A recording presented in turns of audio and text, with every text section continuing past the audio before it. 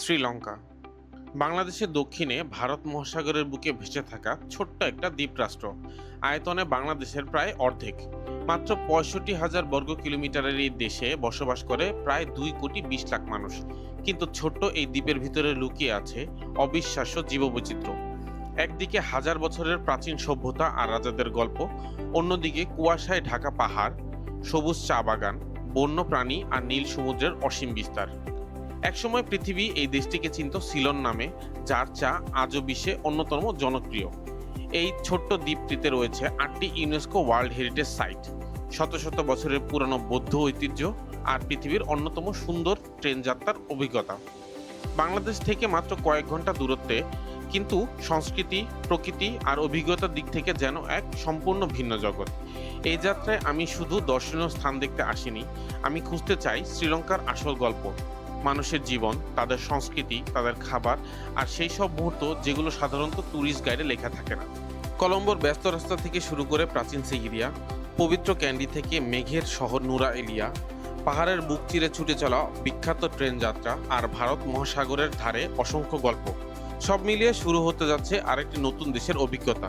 চলুন শুরু করি আমার চোখে দেখা শ্রীলঙ্কা।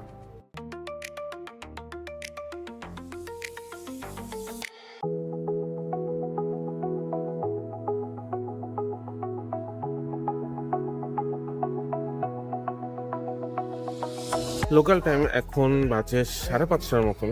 ইমিগ্রেশন শেষ করতে খুবই কম সময় লাগছে, তেমন কিছু জিজ্ঞেস করে নাই। তবে দিস টাইম বাংলাদেশের এয়ারপোর্টে আমাকে এত কিছু জিজ্ঞেস করছে, পরে মোটামুটি 20 মিনিট সময় লাগছে হচ্ছে তাদের শুধুমাত্র এনশিওর করতে যে okay I M a really traveller. পুরাটা সময় একদম খুবই বাজে একটা ঘুম হয়। মানে ফ্লাইটে ওঠার পর থেকে হচ্ছে একটা পিচ্ছি কান্নাকাটি, এবং পুরাটা রাস্তায় হচ্ছে এই কান্নাকাটি চলছে। অ্যান্ড মানে ঘুম খুবই বাজে অবস্থা। তারপরেও খুব একটা যে আহামরি কোনো ফ্লাইট ছিল তা না, very commercial and very economic flight. But আমাদের আসলে প্রাইস বেশি ফিক্স এয়ারে কম্পারেটিভলি। বাট ওকে ফাইন, 3.5 ঘন্টার flight.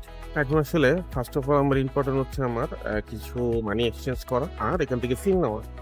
Let's have some money from ATM. এখানে অনেকগুলো এটিএম আছে, কমার্শিয়াল ব্যাংক, HNB। আমি ফার্স্টে ব্যাংক অফ সেলনে ট্রাই করছিলাম, বাট সামহাও আমার কার্ড নিচ্ছিল না।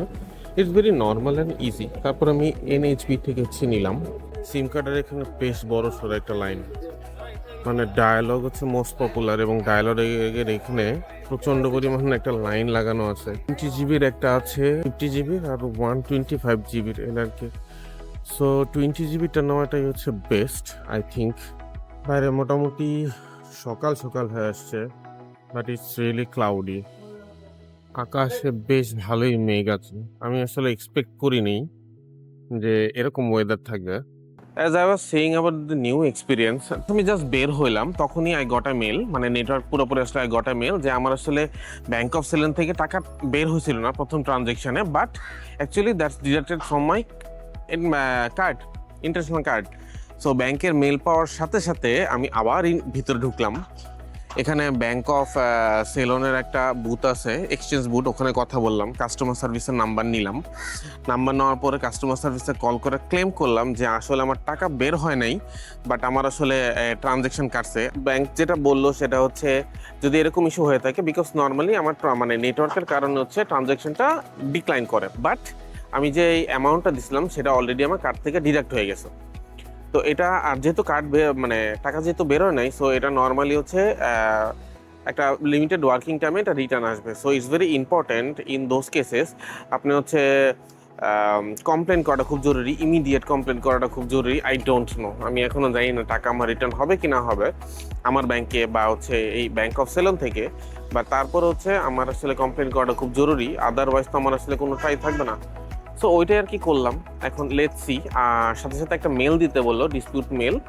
ওরা ইমেল অ্যাড্রেস দিয়ে দিল যাতে করে হচ্ছে আমার এই মেলের এই সিচুয়েশনটা আমি জানাতে পারি। লেটস সি, মানে আমি ইদানিং কোথাও ল্যান্ড করতে করতেই কোনো না কোনো ইস্যু হয়। হোপ বাকি জিনিসপত্র সব ঠিকঠাক ভাবে হোক। অলরেডি আমার বের হওয়ার কথা, এখান থেকে আমি 5:45টার দিকে বের হইলাম, মানে ইমিগ্রেশন শেষ করে বের হলাম। আমার আসলে বের হয়ে যাওয়ার কথা এখন খুব তাড়াতাড়ি ছিল, কিন্তু আমার এই সব কিছু করতে করতে এখন 6:45 বেজে গেছে। এখন প্ল্যান হচ্ছে এখান থেকে কিভাবে ডাম্বুলা যাওয়া যায়, বিকজ আজকে হচ্ছে প্রথম দিন আমি এখান থেকে যাবো হচ্ছে ডাম্বুলা, আমার ফার্স্ট স্টেশন। সো কলম্বোতে আজকে আমি স্টে করতেছি না। এখন এখান থেকে যাইতে হবে হচ্ছে কলম্বো ফোর্টে, এবং ওখান থেকে হচ্ছে আমার লোকাল বাস নিয়ে যাইতে হবে হচ্ছে Dambulla. So let's go. Weather মোটামুটি বেশ ভালোই, যেটা আমি সকালেও বলতেছিলাম যখন প্রথম বের হই, যে আকাশ ক্লাউডি, খুব একটা যে বেশি গরম তা না, তবে এখানে বেশ রেন হয়েছে, বোঝাই যাচ্ছে। বাইরের এই সাইড থেকে শাটেলগুলো যায়, এগুলো হচ্ছে 325 করে হচ্ছে ticket, but the problem is এটার জন্য আপনার লাগেজ থাকলে পরে লাগেজের জন্য একটা সিট নেওয়া লাগবে। সো বেসিক্যালি আমার আসলে 2টা সিট নিতে হবে। হচ্ছে কলম্বো ফোর্ট পর্যন্ত যাবে, আর বাইরে হচ্ছে একদম বৃষ্টি স্টার্ট হয়ে গেছে।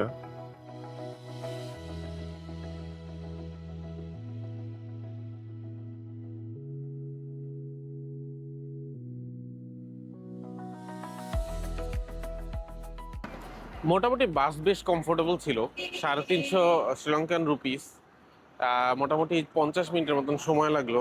আর যদি আমি হচ্ছে উবার বা পিকনিতে আসি তাহলে আমার 4000 শ্রীলঙ্কার রুপিসের মতন লাগতো। So it's very good locally travel করাটা। আর এখন আমি আসছি হচ্ছে কলম্বো ফোর্ট বাস স্টেশনে। এখান থেকে হচ্ছে আমি নিব হচ্ছে ডাম্বুলার বাস। এই লোকাল বাসগুলি হবে আই গেস। আমারে বলো 3rd ফ্লোরে, সো লেটস সি, চেক করি যে কোনটাতে হচ্ছে আমার বাস। তো প্রত্যেক 5 মিনিট 10 মিনিট পর পরই হচ্ছে এখানে বাস আছে। এই যে এটা হচ্ছে 15 নম্বর বাস অনুরাধাপুরের, এটা হচ্ছে নন এসি বাস। আর পিছনে যেটা আছে ওটা হচ্ছে এসি বাস। এখানে যে 15 নম্বর কাউন্টার, মানে অনুরাধাপুরের যে বাসগুলো যায়, এগুলি হচ্ছে এই ডাম্বুলা হয়ে যাবে। বাসের ভিতরে একটা চার্ট দেওয়া আছে, আমি এটা হচ্ছে ট্রান্সলেট করছিলাম, করার পরে যে 565 যেটা, এটা হচ্ছে Dambulla. So 565 is the correct price. যদিও এটা সরকারি বাস, কিন্তু বাস আসলে খারাপ না, বেশ নিট অ্যান্ড ক্লিন, সিটগুলিও মোটামুটি খারাপ না।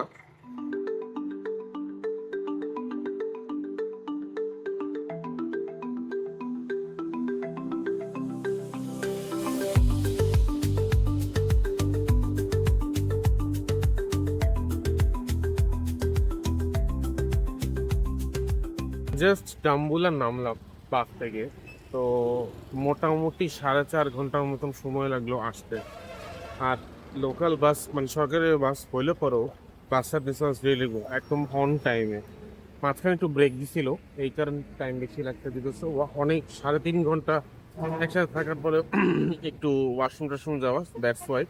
এছাড়া অন টাইম। সবচেয়ে মোস্ট ইন্টারেস্টিং ছিল হচ্ছে মানে ট্রেন জার্নি, আমি এই বাস জার্নিতেই ফুল রোড এত সুন্দর এবং এত neat and clean, that really amazing. তো এটা হচ্ছে ডাম্বুলার main point, main crossing point. Honestly একটা শহর যে এত নিট অ্যান্ড ক্লিন, মানে শ্রীলঙ্কা, আমার এক্সপেকটেশন ছিল না যে শ্রীলঙ্কা এত নিট অ্যান্ড ক্লিন। আমার যাইতে হবে ঠিক এই রোডে, এই বাইরে রেস্টুরেন্ট আছে, সো খাবার দাবার নিয়ে ঝামেলা হওয়ার কথা না। I got my properties, this is the property.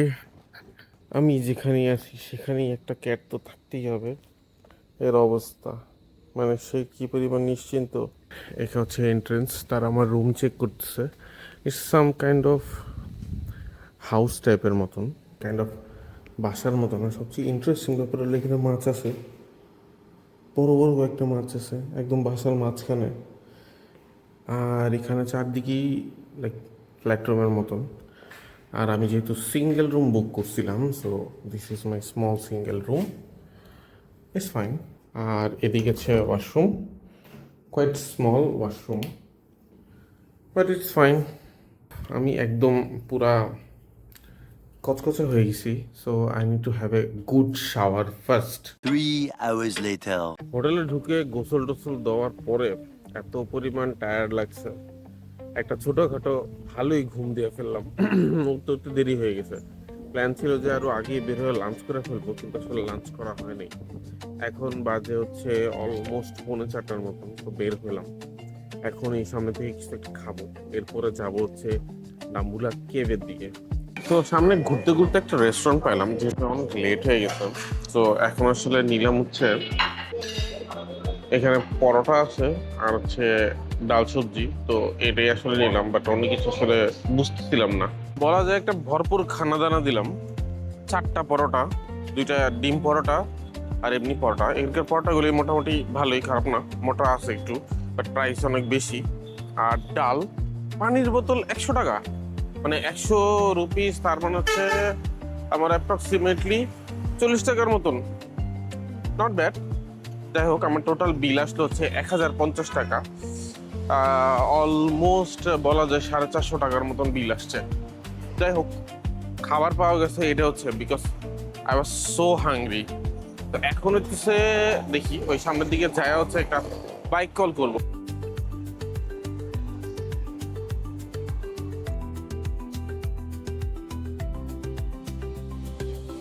Almost আমরা চলে আসছি, এখান থেকে দেখা যাচ্ছে এটা হচ্ছে এন্ট্রেন্স। এখান থেকে উপর উঠতে হবে। এটা হচ্ছে কেপ টেম্পলের টিকিট এরিয়া। পিকনিতে নিল হচ্ছে 286 টাকা, 286 রুপি, শ্রীলঙ্কান রুপিস।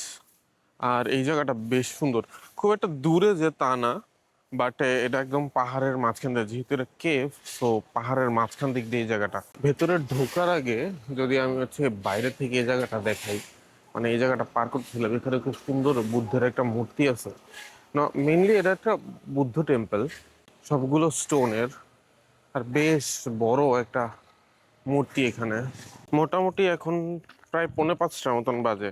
সান একদম ডাউন হয়ে গেছে, খুব একটা বেশি সান নাই। সো মোস্ট কমফোর্টেবল একটা সুইটেবল টাইম। এখন যাচ্ছি আমরা টিকিট কাউন্টারের এখানে। বেশ উঁচা উঁচা সিঁড়ি, একটু উপরে উঠতে হচ্ছে টিকিট কাউন্টার। পার পার্সনের টিকিট হচ্ছে 3000 Sri Lankan rupees. This is the ticket. আর 3000 মানে হচ্ছে বাংলাদেশি টাকায় হচ্ছে 1200 টাকার মতন। এখন হচ্ছে আমাদের পুরোপুরি উপরে উঠতে হবে। এইটা one of the world heritage site শ্রীলঙ্কার। 1991 সালে এটা ওয়ার্ল্ড হেরিটেজ সাইট হিসাবে ইউনেস্কোর লিস্টেড হয়। সো অবভিয়াসলি বোঝা যাচ্ছে it's a very important tourist place. আর প্রাইস একটু বেশি হবেই। ওয়াও, খুবই জোস বাতাস। আসলে এখন সান কমে গেছে তো, তবে অনেক উপরে উঠতে হবে, প্রায় 160 মিটার উপরে সি লেভেল থেকে, এবং মোটামুটি বেশ অনেকগুলি স্টেয়ার্স।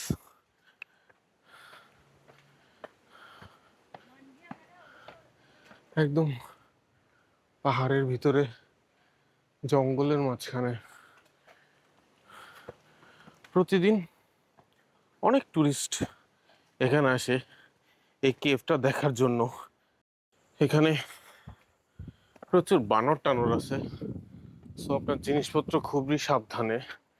ওয়াও, সে ওদিকে, ওদিকে বিশাল বড় মৌচাক। ওয়াও, যতই উপর উঠা যাচ্ছে চারপাশের ভিউ খুব সুন্দর হয়ে যাচ্ছে। আর ভাই, আমার একটু করতে উঠতে পুরো হাঁপায় গেছি। বিদেশিরা এই বানর টানর দেখলে এত এক্সাইটেড হয়ে যায় কি কারণে? ভিউ খুবই জোস, চারিদিকে শুধু পাহাড় আর পাহাড়, বেশ অনেকটা উঁচায়, চারিদিকে শুধু বানর আর বানর। আর আমার বানরে তো এমনিতে বহুত ব্যাড এক্সপিরিয়েন্স, আমি বানর দেখলে 10 হাত দূরে। এখানে ব্যাগেজ আর শুজ রাখার জায়গা আছে, শুজ আর ব্যাগেজ নিয়ে ঢুকতে দিবে না।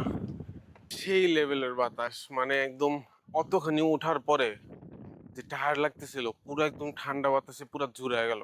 ভেতরে ঢুকবো আমি। ভেতরে ঢোকার আগে হচ্ছে আপনাকে জুতা রেখে যেতে হবে। জুতা এক পেয়ার 50 টাকা, 50 শ্রীলঙ্কান রুপিস। এখানে কাউন্টার আছে, এখানে রেখে যেতে হবে। আপনার জুতা এরকম আছে না যে জুতা ব্যাগে নিয়ে তারপর ভিতরে ঢুকবেন, ইটস নট পসিবল। যেহেতু এটা একটা মন্দির, temple, so with due respect এটা করা যাবে না। তো এখানে 50 রুপি দিয়ে হচ্ছে জুতা রেখে তারপরে ভিতরে ঢুকতে হবে। সো আস্তে আস্তে ঢুকি ভিতরে। সো বেশ বাতাস, আমরা এন্ট্রি নিলাম। বাহ, দ্যাটস দ্য টেম্পল। মানে পুরোটা পাথরের ভিতর আছে টেম্পল।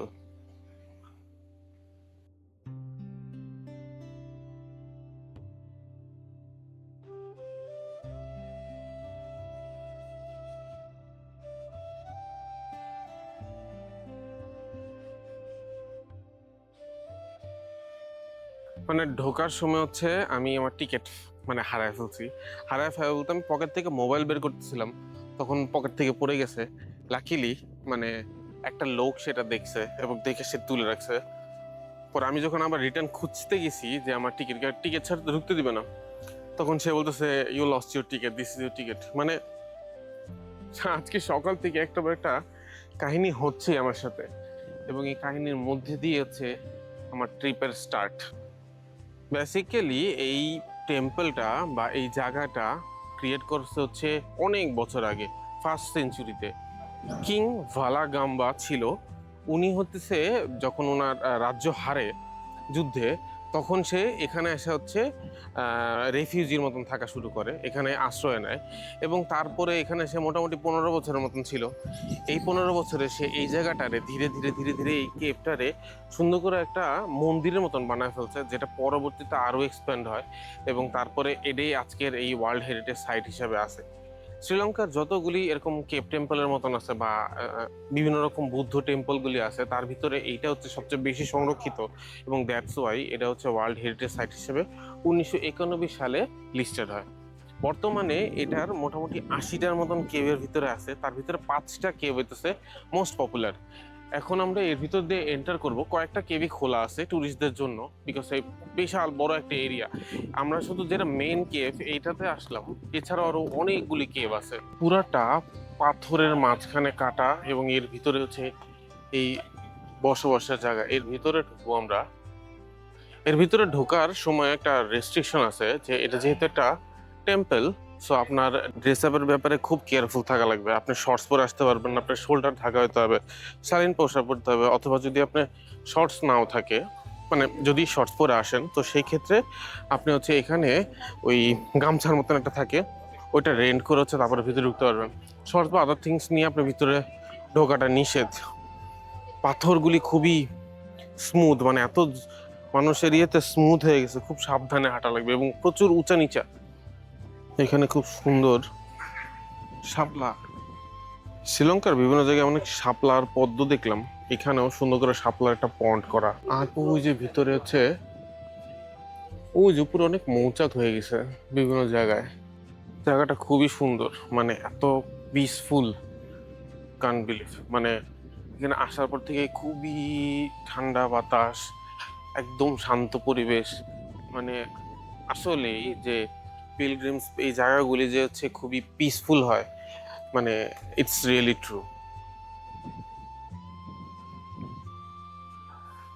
ওয়াও, এই সবগুলো হচ্ছে ওই যখন রাজা ছিল তখন এগুলি খোদাই করে করে পেন্টিং করে করে এই জিনিসগুলি বানানো। সব কিছু হচ্ছে রিস্টোরেশন আছে, যেহেতু এর একটা ওয়ার্ল্ড হেরিটেজ সাইট, সো এখানে মেনটেনেন্স কেয়ারফুল ভাবে করা হয়েছে। এই যে উপরে যে জিনিসগুলো দেখা যাচ্ছে, এই যে পেন্টিংগুলো, এগুলি সেই 1500 বছর আগে এই পেন্টিংগুলো হাতে করা, এবং ইটস রিয়েলি রিয়েলি অ্যামেজিং। এখনো সেই কালার সেই জিনিসগুলো রাখছে। যতটুকু আমি দেখলাম এখানে টোটালি হচ্ছে 153টা, এক্স্যাক্টলি 153টা বুদ্ধের মূর্তি আছে, বিভিন্ন সাইজের, বিভিন্ন রকমের।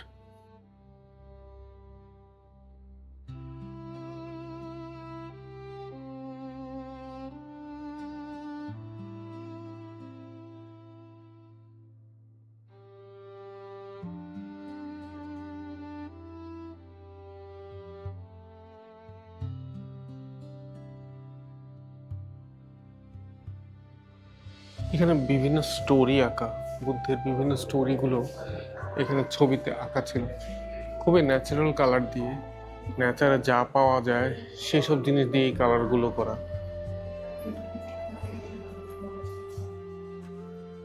এটা হচ্ছে sleeping Buddha, one of the big Buddha in this cave.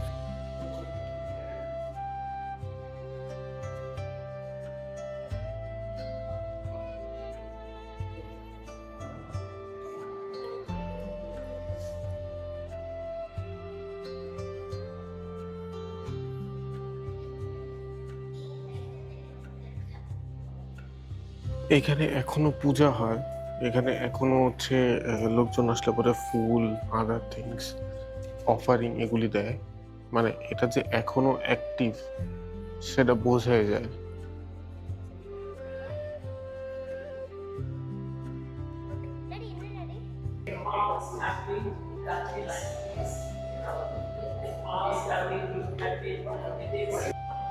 So এই টেম্পলটা থেকে এখন বেরোয়া যায়, বিকজ আমি একটু কথা বলতে নিয়েছিলাম। এর মাঝখানে আরেকজন ব্লগার, মানে এক মহিলা আসার পরে সে এত জোরে জোরে বলতেছে, এখানে জোরে সাউন্ড করা নিষেধ, আপনাকে খুব ধীরে ধীরে বলতে হবে, বিকজ সাউন্ডের একটা ভাইব্রেশন আছে সেটাতে। কিন্তু সেই মহিলা যে জোরে জোরে বলা শুরু করছে, পুরা মুখস্থ একটা স্ক্রিপ্ট, মানে we enjoy this this anyway. তো যাই হোক, ওখানে আর কথা বললাম না, যেহেতু কেভ পুরো একদম ভাইব্রেট করতেছে। সো তাই বের হয়ে আসলাম, দেখা শেষ। এটা হচ্ছে আরেকটা সাইট, এটা হচ্ছে ওই কেভের আরেকটা কেভ। এখানে মোটামুটি 80টার মতন কেভ আছে, আমরা একটাতে গেলাম। Now I am entering in the second one.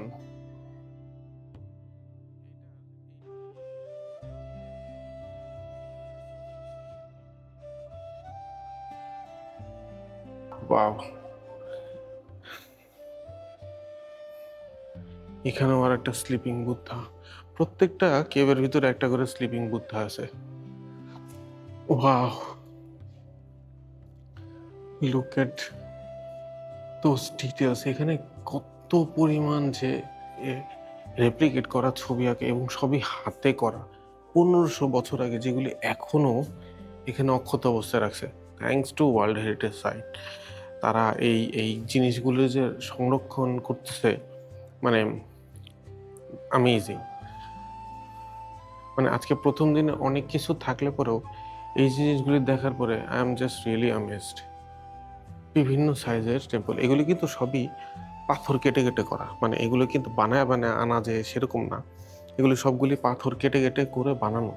এই যে এখানকার যে টেম্পলে কেভটা করছে, এই কেভটার যে পাথর ছিল, এই পাথরগুলো কাটা থেকে কিন্তু এগুলি করা। এটা হচ্ছে আর একটা কেভ, মানে কেভটারে পিস পিসে ভাগ করা, এবং এই ভাগের ভিতরে ভিতরে সব।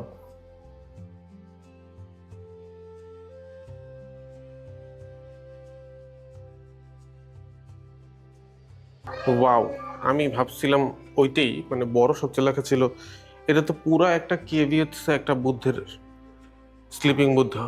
ওয়াও, বিশাল। আমি জানি না এখানে লেখা নাই যে এটা কত ফিট, কিন্তু এই এই যে লাস্টের যেটা খোলা আছে, টোটাল 5টা কেভ খোলা আছে দর্শনার্থীদের জন্য। 5 নাম্বার কেভের যেটা, এটাই সবচেয়ে বড়। অ্যামেজিং। মোটামুটি এখানে যতগুলো কেভ খোলা আছে সবগুলি কেভি একটা চক্কর মারলাম। ওটা সবচেয়ে মজার ব্যাপার হচ্ছে ওয়েদার ইজ সুপার। মানে এখন আমি বাইরে বেরোলাম, এত সুন্দর ঠান্ডা বাতাস, মানে অ্যামেজিং। মানে বাতাসটা যখনই আসতেছে না, পুরো একদম কলিজে টলিজে ঠান্ডা হয়ে যাচ্ছে। So amazing. সো এখানে কিছুক্ষণ হচ্ছে এই জিনিসটারে ফিল নিব। তারপরে আজকে আর তেমন কোনো আমার মানে প্রেশার নাই, আজকে একটাই প্ল্যান রাখছিলাম। মেইনলি হচ্ছে আগামী কালকে হচ্ছে আমার সকালবেলা থেকে বেশ দৌড়াদৌড়ি যাবে। তো এই কারণে আমি শুধু এই জায়গাটাই আজকে প্ল্যানে রাখা, এই জায়গাটা এক্সপ্লোর করা। মোস্ট ইম্পর্টেন্টলি একটা জায়গায় গেলে পরে এই জায়গাটার ফিল নেওয়াটা খুব জরুরি। খালি দৌড়াদৌড়ি করলাম আর জিনিস দেখলাম, ছবি তুললাম, দ্যাটস নট দ্য ফ্যাক্ট। একটা জায়গায় গেলে পরে সেই জায়গার ফিল নেওয়াটা খুবই ইম্পর্টেন্ট। আমি আসলে এখন এই জায়গাটার ফিল নেওয়ার চেষ্টা করতেছি, বোঝার চেষ্টা করতেছি, এবং কিছুটা হলেও আপনাদের মধ্যে শেয়ার করার চেষ্টা করতেছি যে what I am feeling right now, সেটা যাতে আপনাদের ট্রান্সফার হয়। খুবই প্লেজেন্ট একটা এক্সপিরিয়েন্স। মানে আমি যদি হিসাব করি value for money, it's amazing. মানে নর্মালি 1200 টাকা টিকিট, তার মধ্যে এরকম একটা ওয়েদার, হিস্ট্রি, এবং সবচেয়ে অ্যামেজিং ব্যাপার হচ্ছে এই পেন্টিংগুলি, এই জিনিসটা দেখা, ওয়ার্ল্ড হেরিটেজ সাইটের একটা জিনিস দেখা, এটা আসলে amazing. So I would definitely recommend যে এটা আসলে ডাম্বুলা আসলে পরে শুধু সিগড়িয়ে না, এটা এটা মিস করাটা উচিত না। নর্মালি কেউ মিসও করে না, তবে ডেফিনেটলি একটু এই সময়টাতে আসা ট্রাই করবেন। তখন হচ্ছে ওয়েদারটা খুব নাইস থাকে, বিকজ অনেক উপরে উঠা লাগবে, আর বাতাসটা এবং এনভায়রনমেন্টটা ফিল করার মতন।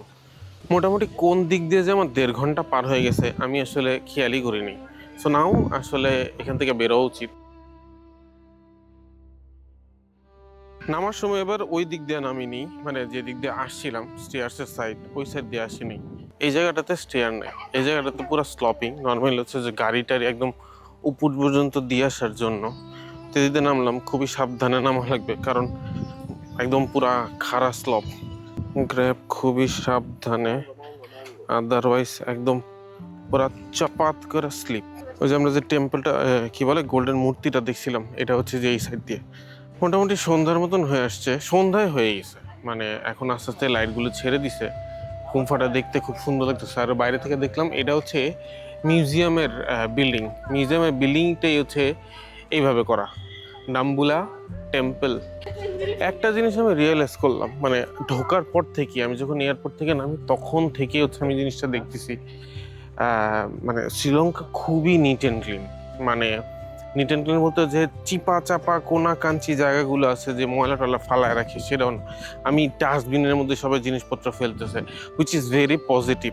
এবং মানে যে কোনো রাস্তাঘাটে, এটা বনের রাস্তায় হোক, যেখানে লোকজন যাচ্ছে সে জায়গার রাস্তাই হোক বা মেইন রোডই হোক, সবগুলি রাস্তায় আমার কাছে খুব অর্গানাইজড এবং গুছানো লাগছে। This is my first impression experience.